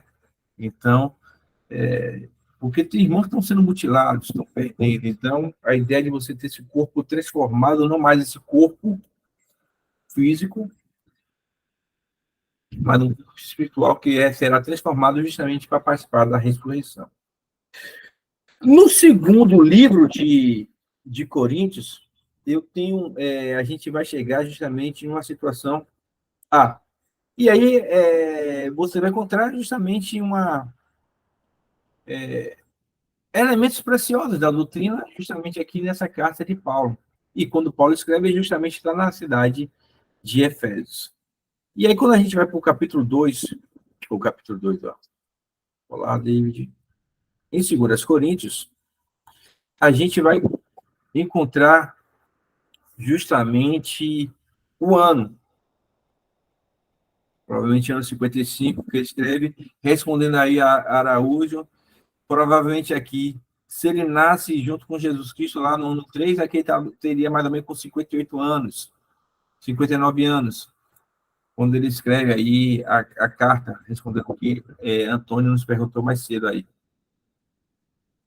Paulo, após ser atacado, vê-se obrigado a fazer sua própria defesa ou antes do seu apostolado. Então, a gente vai ver lá, do capítulo 2, 5 a 11. Quem pode abrir aí para mim ler, por favor, só para beber um pouco de água.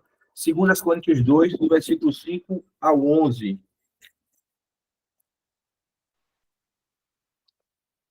Para não dizer que é só a Natália que lê, né? Eu já ia falar isso, eu ia dizer, Natália, não lê, não.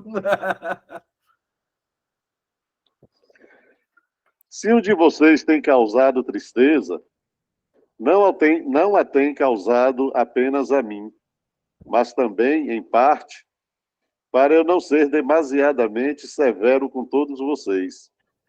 A punição que foi imposta pela maioria é suficiente.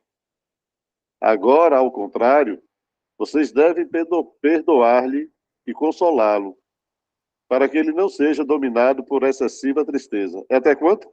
Até 11. Portanto, eu recomendo que reafirmem o amor que tem por ele.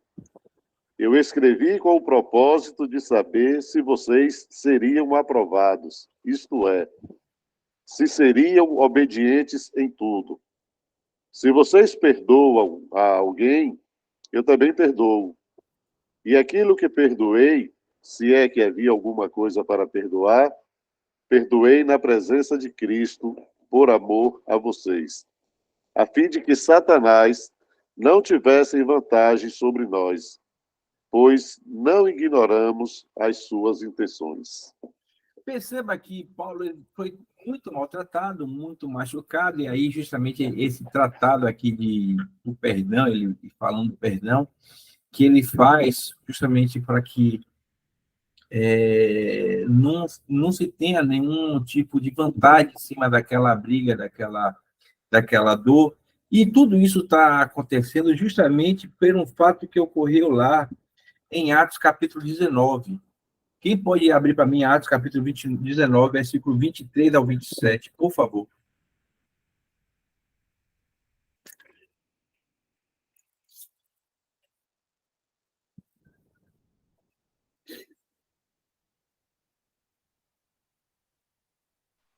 23? Ao 27. 19, 23 ao 27. Naquele tempo, houve um grande tumulto por causa do caminho. Um ourives chamado Demétrio, que fazia miniaturas de prata do templo de Ártemis e que dava muito lucro aos artífices, reuniu-os com os trabalhadores dessa profissão e disse: Senhores, vocês sabem que temos uma boa fonte de lucro nesta atividade e estão vendo e ouvindo como este indivíduo, Paulo, está convencendo e desviando grande número de pessoas aqui em Éfeso e em quase toda a província da Ásia.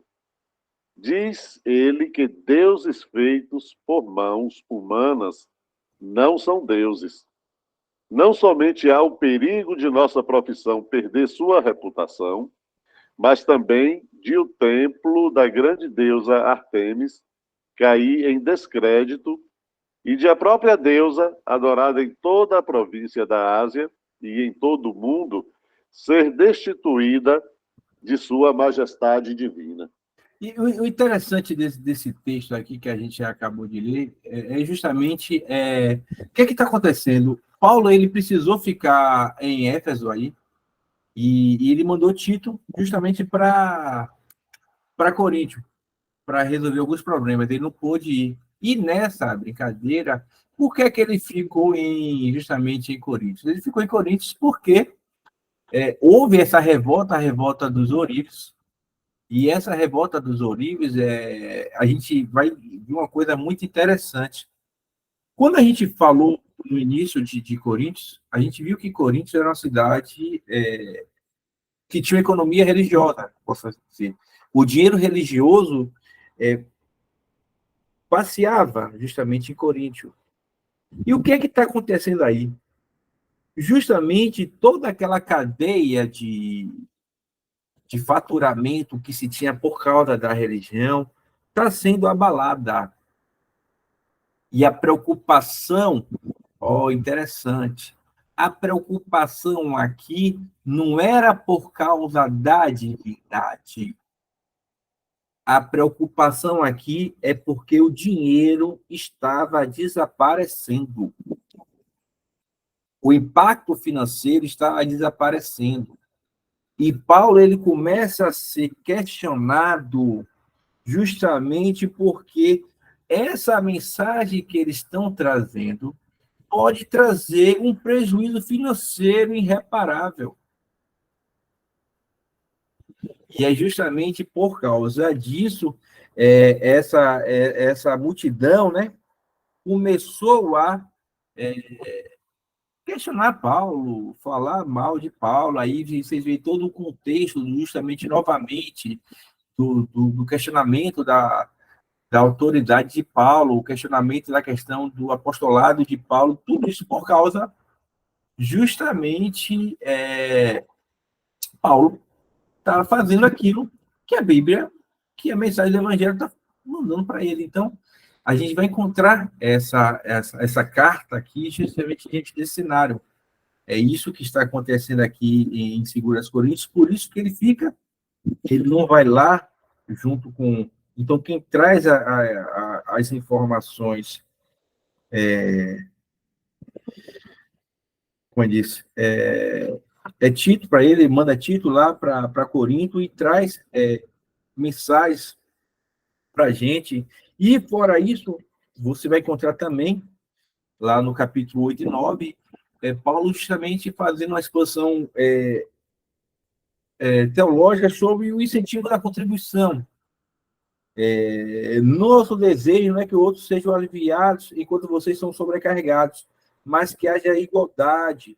Capítulo 8, versículo 13. No presente momento, a fartura de vocês suprirá a necessidade deles, para que, por sua vez, a fartura deles supra a necessidade de vocês. Então haverá igualdade, como está escrito: quem tinha recolhido muito não deve demais, e não voltou a quem tinha recolhido pouco. Justamente aquela experiência do maná.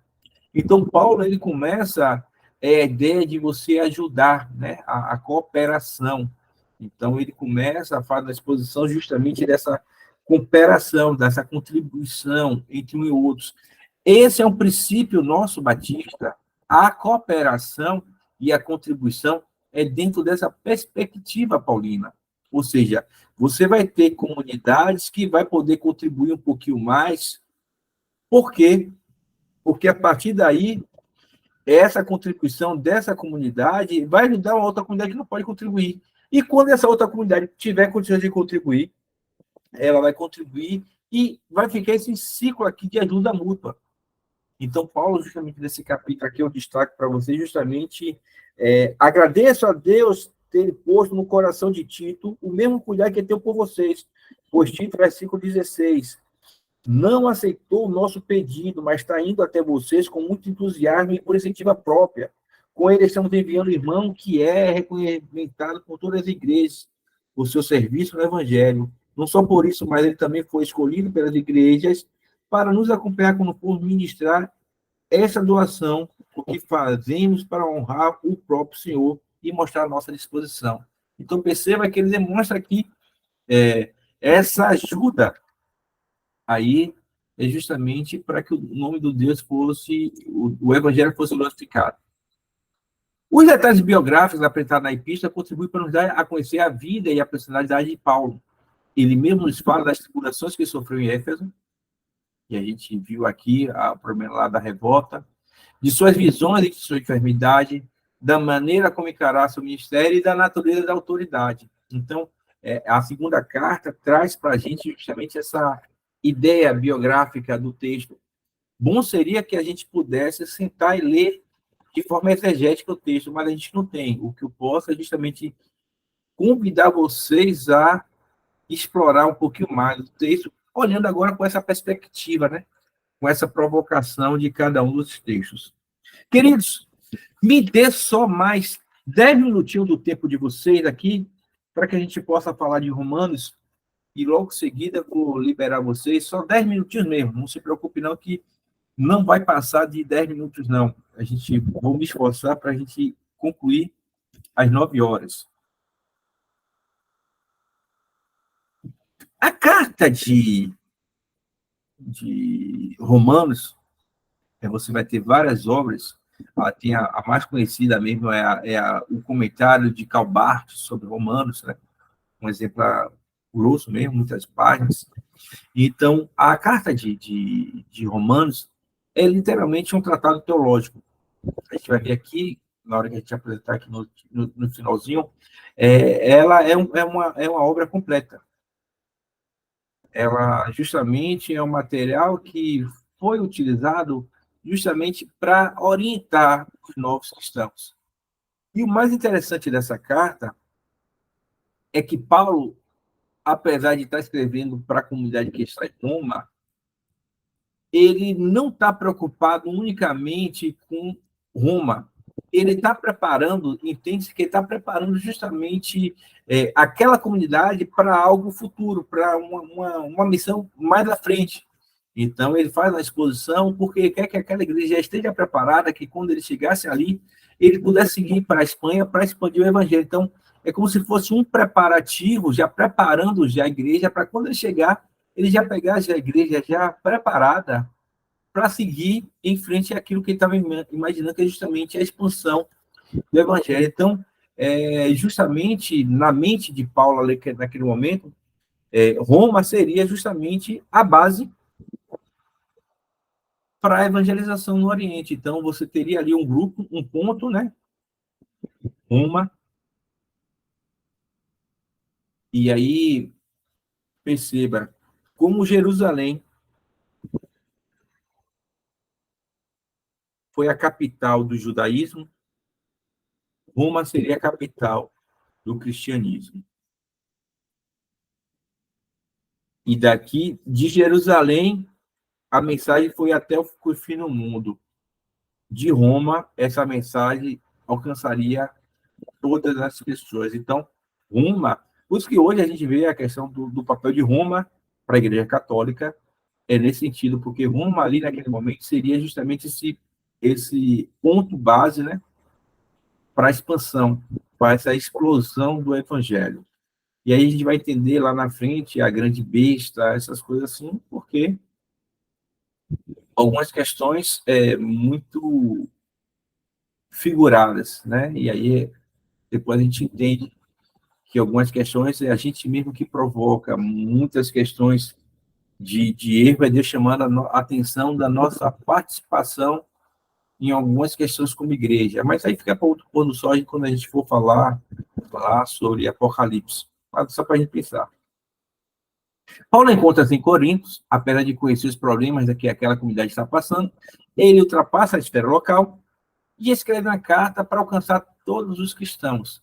Então, ele sai daquela realidade de Roma e começa a escrever uma carta que possa ser uma carta que sirva para todos os cristãos, todos aqueles que encontraram a mensagem do Evangelho. E aí, a igreja em Roma cresceu de uma expansão natural. O que é que se entende? Entende aqui que judeus que provavelmente puderam ter participado do Pentecoste receberam a mensagem lá pregada por Pedro e a partir daquela experiência deles ali naquele Pentecoste, eles voltaram para Roma e logo lá em Roma começaram a pregar a mensagem do Evangelho que ouviram lá no Pentecoste. Essa é uma linha de raciocínio. Uma outra linha de raciocínio é que pessoas, judeus que foram justamente impactados com a mensagem dos apóstolos, após a ressurreição, e voltaram para Roma, porque ali era a capital, chegando lá, eles começaram a anunciar a mensagem do Evangelho. Sendo a questão da experiência do Pentecoste, ou sendo por causa do impacto da mensagem dos apóstolos, o que a gente percebe de forma muito clara aí, que a mensagem, quando ela alcança o coração, ela traz efeito, ela produz efeito. Então, quando o indivíduo ele entende a mensagem do Evangelho, de forma muito natural, ele propõe pregar, expandir. Então, a igreja de Roma, ela tem essa perspectiva. A gente não tem o nome dos fundadores dessa comunidade, uns atribui a Paulo, outros a Pedro, e foi aquilo que Carlão falou mais cedo. Possa ser que esse Pedro aparece justamente por causa da tradição da Igreja Católica, né? O pai da igreja, Pedro, a pedra da igreja, mas aí você não se sabe quem foi o fundador, quem foi que evangelizou essa comunidade, pois você tem essas outras duas teorias, além dos fundadores Pedro e Paulo, você tem a teoria de um grupo que participou do Pentecoste, ouviu a mensagem lá no Pentecoste, ou os judeus que foram evangelizados, entenderam o evangelho, voltaram, retornaram para a cidade de onde era, e a partir dali começaram a pregar o evangelho, mostrando de forma clara a expansão natural da igreja. E aí, o que é que a gente vai encontrar aqui? Todo o conteúdo teológico de Romanos, assim, uma chave teológica que a gente pode trabalhar, a gente vai encontrar justamente no capítulo 1 de Romanos, versículo 16 e 17, que é: não me envergonho do Evangelho, porque é o poder de Deus para a salvação de todo aquele que crê, primeiro do judeu, depois do grego, porque no Evangelho é revelada a justiça de Deus, uma justiça que do princípio ao fim é pela fé, como está escrito: o justo viverá pela fé. Então, se a gente pudesse resumir o que é que a gente vai encontrar em Romanos, a gente vai encontrar justamente a mensagem do Evangelho que transforma qualquer pessoa, tanto o judeu como o gentil, porque ela parte justamente de um único princípio. Você precisa acreditar nessa mensagem. Se você acreditar nessa mensagem, você terá salvação. E aí a gente divide justamente E eu gosto, isso até para a gente poder pregar, né? É bom entender a estrutura do livro.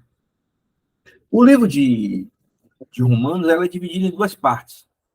A primeira parte, a gente pode dizer assim, que é a parte teológica, onde Paulo vai apresentar todo o desenvolvimento teológico. Ele vai aqui trabalhar com conceitos. E quando você vai ter na segunda parte, é a aplicação prática desses conceitos.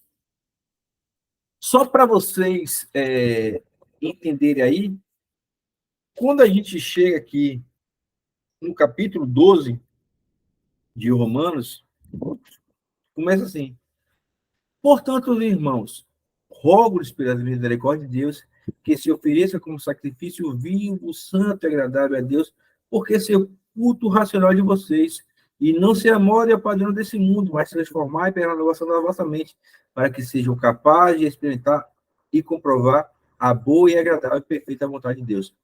A partir daí, você vai perceber que Paulo começa a colocar de forma prática tudo aquilo que ele ensinou lá nos primeiros capítulos. Então, a primeira parte de Romanos aí, a gente pode dividir justamente como quando ele explica a justificação pela fé. Isso aí a gente vai do capítulo 1, 18 a 8, 39. Essa justificação pela fé, ela tem um aspecto negativo. Fora da fé, tanto os judeus como os gentios estão sob o domínio da ira de Deus. Então, quem não tem fé, independente de ser gentio ou judeu, está passível da ira de Deus. E aí o texto continua, e aí você vai ter um aspecto positivo, ou seja, prova da Escritura que pela fé Abraão foi salvo, a humanidade entre Adão e Jesus Cristo, o batismo que nos faz participar da morte e da ressurreição de Cristo, o papel da lei que manifesta o pecado e produz um conflito no ser humano, a libertação pelo Espírito Santo, ou seja, a fé, ela me faz entender essas questões. Foi aquilo que a gente falou ontem. Quando Paulo fala, ó, a lei, ela me mostra que eu estou em pecado, mas eu preciso da fé para acreditar que por Jesus Cristo eu sou liberto. E logo depois, na segunda parte, do capítulo 9 a 1, Paulo vai fazer justamente uma descrição dessa história da salvação entre judeus e gentios. Então, vai mostrar justamente essa transição de, primeiramente, judeus e depois gentios, aquilo que a gente viu lá no versículo 17 do capítulo 1. A segunda parte é justamente de cunho ético, prático, a praxis da fé. Trata da santificação e vai do capítulo 12 ao 15, 13. No capítulo 13, aborda o problema da atitude para com o Estado, e o 14 das relações entre os fortes e os fracos na fé. Então, é justamente essa realidade aqui que a gente vai encontrar no livro de Romanos. É um livro teológico, que a gente divide justamente aí nesses dois momentos. Um momento conceitual, teológico mesmo, é a obra teológica aí, até o capítulo 12, até o capítulo 11, né? É uma obra teológica, você vai ver os conceitos, e quando chega no capítulo 12, é a prática, como é que tudo aquilo que eu expliquei, Paulo falando, eu uso isso aqui na prática, no dia a dia, e Paulo justamente vai apresentar essa aplicação. Você, no capítulo 15, você tem uma dupla conclusão, que contém planos de viagem, termina com a bênção, e no capítulo 16 encerra com uma série de saudações, e terminando com um hino de louvor, de agradecimento a Deus. É isso aqui que a gente encontra justamente em Romanos. Ora, aquele que tem poder para confirmá-lo pelo meu evangelho e pela proclamação de Jesus Cristo, de acordo com a revelação do mistério oculto nos tempos passados, mas agora revelado e dado a conhecer pelas escrituras proféticas, por ordem do Deus eterno, para que todas as nações venham a crer nele e obedecer. Sim, ao único Deus sábio seja dada a glória para todos sempre, por meio de Jesus Cristo. Amém. Romanos 16, versículo 26. É a oração final. Dito isso, eu convido a vocês para amanhã a gente estar aqui junto para estudarmos justamente sobre as epístolas do cativeiro. Foram as cartas que foram escritas justamente quando Paulo estava preso. A gente não sabe ao certo se em Roma, se em Cesareia ou se em Éfeso. mas a única coisa que a gente tem certeza é que ele estava justamente cativo e justamente nessa condição de recluso, e ele escreve essas cartas. Deixa eu só fazer um negócio aqui.